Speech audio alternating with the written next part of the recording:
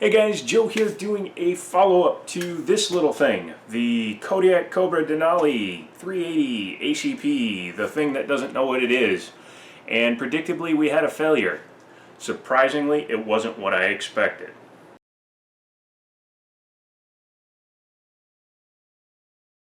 For those of you new to the channel, please consider getting subscribed. You can do it by hitting the little button down below there, and it would greatly help the channel. Also, use my affiliate links, which are in the description. You can pick up things like the camera I'm using now, the Glock bag that I took to the range, and a few other things, because we all need stuff. Might as well help each other. Before we get going, I will show you this thing is empty. There is nothing in it.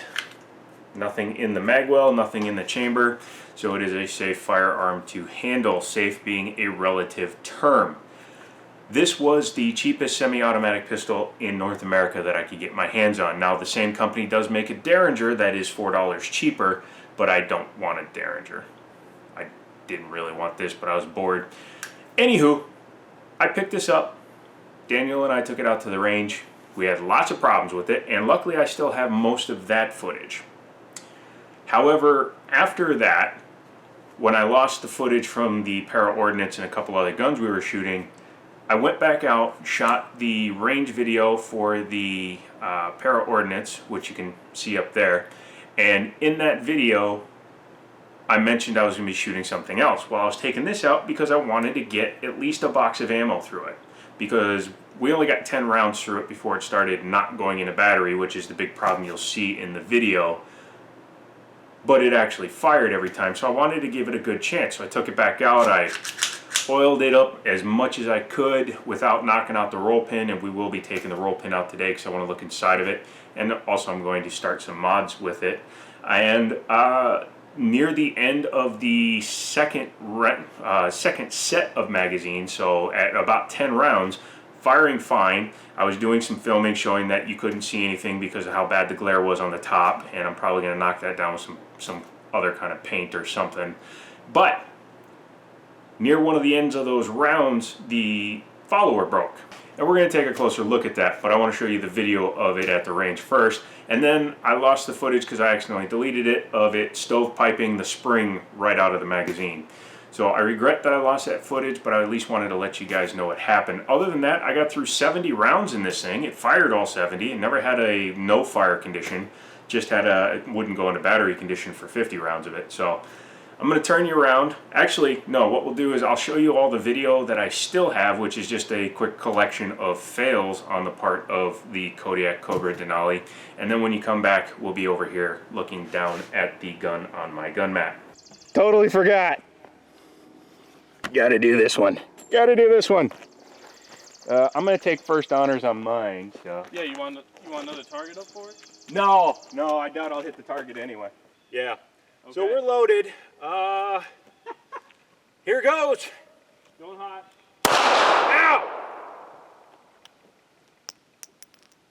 You need to try it. Here. You only got one mag? Yeah, that's the best part. Does it not lock up Nope. or lock open? Does not lock open. It's clear. I'm showing them so they don't yell at me again. Oh, they'll yell no matter what. Now what you didn't see was how bad he was flinching before every single shot, because I was focusing on the target, but he literally was moving the gun about 3 inches before it fired twice. You can't feel the trigger at all, like when it's gonna, like... Surprisingly, this thing has shot at least 10 times without, failing, so... Let's see how this does from about 10 yards.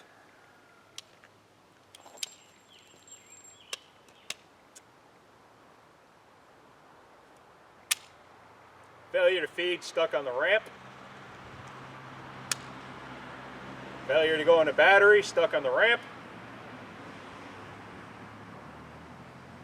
I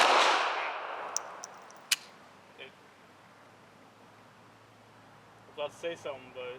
Yeah, I felt it.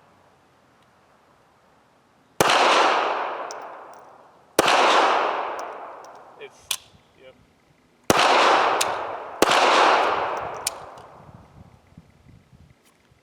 Clear? I hope. It is now. I hope. Let's try it again. Still needed help going back into battery.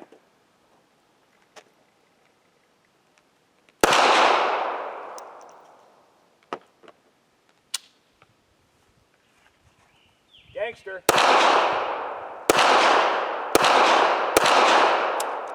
That actually helps it. Gets the shell out.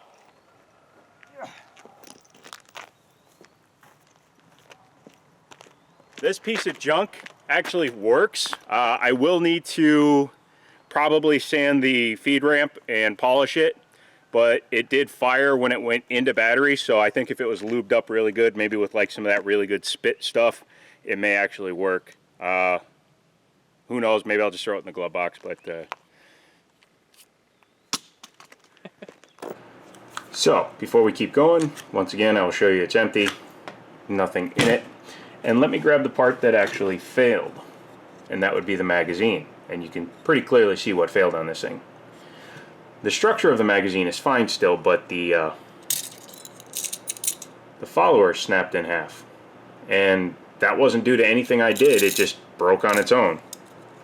So I need to get a warranty claim started and send it back to whatever place, I think it's in Nevada or New Hampshire or wherever the heck these things are made, and just see if they'll give me a new one. I don't know, I'm not going to all that trouble, who cares? Magazine in the box. So, the other thing that happened is the grip panel came completely loose. That is not due to me fiddling with it.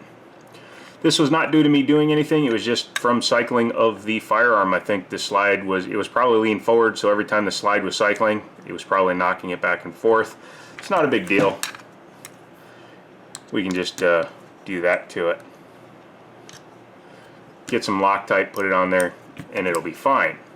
Now, here's the truth though. I'm probably going to take this thing off because I want to file down the back of the grip. As you can see, it's very squared off, and these are very sharp edges. I think if I just kind of take a file to it, I can match the curve of the grips, which will make it a lot easier to hold. You can even see the back of it has a curve to the base part, but up here they made it very flat because it was imitating the gun that it was based on, which is Lorenzer in 380, as well as the Jimenez's, because yeah, they were like the most prolific two manufacturers of this style of firearm back in the day. So yeah, even this one has worked its way loose. So I'll probably throw some red or blue or whichever one of the Loctites actually comes off. I don't want the permanent Loctite on there because I want to be able to take it apart if needs be. But I will say that after I oiled it, didn't have any feeding problems until the follower broke. When the follower broke, it started launching the shells up at weird angles, and then I got some stovepipes. But you can hear, because of the oil I put on there, it's actually got a very smooth slide. So, first thing to do is get that magazine replaced under warranty. Second thing to do is file down the back of the grip, and probably the front here on this edge, because again, I want to match the angle of the grip panels. Might as well. It would probably give you the best possible feel. Also, I'm going to probably, once I'm done filing it down, I'm going to wrap the grips and the front and back strap with grip tape, because this thing is very slippery. It's very easy to lose your grip on it. So I'll do that, and then probably take the top off and file down the fuel rails. Ha! Thinking about a car. The rails for the slide so that it'll be even smoother. Although, like I said, that's a very smooth slide at this point. So yeah, I just wanted to take a quick second and show you that what failed on it was not what I expected. I expected something internally to fail. Either the striker would break or the spring would break or something stupid would happen, but lo and behold, the thing that failed was probably one of the cheapest parts in the entire gun, because the magazine is just a cheap magazine. So yeah, once I get it fixed, we'll take it back out, and once I make a few improvements to it, we'll take it back out and we'll see if it does any better. If it does better, then who knows, maybe it will get a passing rating and it could go in a glove box or something. So yeah, I don't think I would carry it around, but as an emergency backup in the car to my regular sidearm, I think it would be okay, just for, you know, that last 6 shots. If you can't get it done with your main and your backup, you probably have more problems than 2 guns can handle anyway. So that's about it. Leave me any comments if you've ever had one of these and had that same failure with the magazine borking itself, and what you did, or if you had a problem getting it fixed under warranty. Leave me a comment. I love to read your comments. As I thought with the analytics, you guys do like your firearm videos. I will continue to do them. I'm still fighting YouTube over, and Google obviously, over the educational portions with the tabletops and stuff, because those are just education and entertainment. So edutainment. Since the gun isn't fired, I don't show you how to modify it. I just show you the features of it. It technically doesn't violate any rules, but I don't want to push that too hard since I don't have very many subscribers. And I don't want to get demonetized, so you will see other videos in between, of course. But once I get this one repaired, I'll make another video and we'll take it out to the range. So until next time, I'll talk to you later.